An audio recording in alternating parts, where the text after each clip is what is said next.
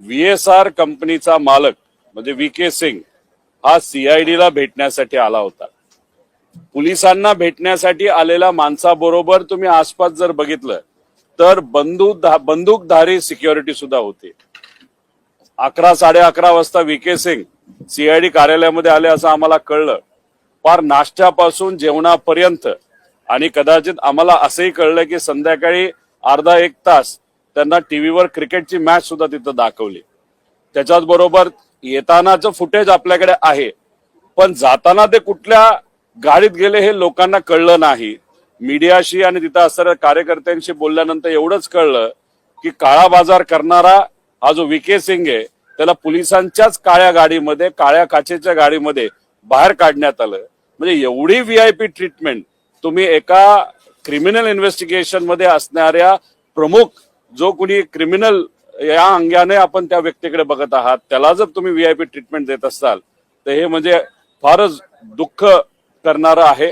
आज संध्याकाळी 4 वाजता मी CID ला जाणार आहे। माझ्याकडे जी काही कागदपत्र नवीन आलेले आहेत मी त्यांना ती देईलच, पण त्याच्याच बरोबर त्यांनी आम्हाला सांगितलं होतं AIB चा रिपोर्ट हा आल्यानंतर आम्ही FIR करू।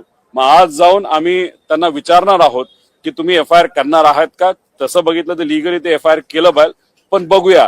त्यामुळे सत्तेत असणारे, दादांबरोबर काम करणारे, दादांच्या फार जवळचे असणाऱ्या सर्व लोकांना मला एवढं सांगायचं, तुम्ही सत्तेत असताना सुद्धा इन्व्हेस्टिगेशन ज्या दिशेने जायला पाहिजे, ज्या ताकदीने इन्व्हेस्टिगेशन व्हायला पाहिजे, पारदर्शक पद्धतीने व्हायला पाहिजे, FIR त्या ठिकाणी घेतला गेला पाहिजे, दुर्दैवाने त्या गोष्टी होत नाहीत। याच्यावरच समजून घ्या सत्तेत असून सुद्धा काही प्रमाणात तुम्हाला अजितदादांना न्याय देता येत नाही। त्यामुळे कृपा करून तुमची ताकद, तुमच्या सत्तेचा वापर करून कुठेतरी या इन्व्हेस्टिगेशनला दिशा देण्यासाठी प्रामाणिकपणे प्रयत्न करा, एवढीच विनंती त्या लोकांना मी त्या ठिकाणी करतो।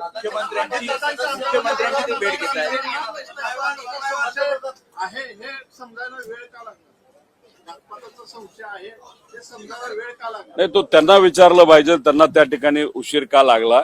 आता ठीक आहे, आम्ही आमच्या लेवलवर तिथं लढतोय। आमचं फक्त एवढंच, जेवढा उशीर केला जाईल तेवढे कागदपत्र हे रंगवले जातील, हे आम्ही सुरुवातीपासून तिथं सांगतोय। म्हणूनच तुम्ही जर बघितलं तर महिना, आता 1.5 महिना होईल काही दिवसानंतर, तरी सुद्धा त्या VK सिंगला नाही तर त्याच्याकडे असणारे कागदपत्र अजून सुद्धा ताब्यात घेतले नाहीत। आणि मग त्या अनुषंगाने कुठेतरी हे इन्व्हेस्टिगेशन मॅनेज केलं जातंय, काही लोकांना वाचवलं जातंय असं आपल्याला म्हणावं लागेल। सुरुवातीपासून आम्ही म्हणतोय की ह्याच्या मागे काहीतरी कॉन्स्पिरसी आहे, पण कॉन्स्पिरसी आहे असं बोलून सुद्धा, बरेच पुरावे देऊन सुद्धा इन्व्हेस्टिगेशन काही योग्य दिशेने गेलं नाही। CBI कडे प्रस्ताव पाठवला असं म्हणतात। सुशांत सिंगच्या बाबतीत तिथे बिहारच्या मुख्यमंत्र्यांनी प्रस्ताव पाठवल्यानंतर 2 दिवसामध्ये प्रस्ताव हा CBI स्वीकारला आणि महाराष्ट्रातला मराठी नेता दुर्दैवी मृत्यू त्या ठिकाणी ऍक्सिडेंट मध्ये होऊन सुद्धा CBI कडे हा प्रस्ताव पाठवून सुद्धा 22 दिवस झाले तरी प्रस्ताव तिथं स्वीकारला जात नाही। हे का, हे प्रश्न लोकांना पडलेत, पण सत्तेत असणाऱ्या लोकांना सुद्धा हे पडले असावेत मला असं वाटतं। त्यामुळे कसा ज्या पद्धतीने पाठपुरावा करता येईल तो करावा, व कृपा करून न्याय द्यावा एवढीच विनंती तिथं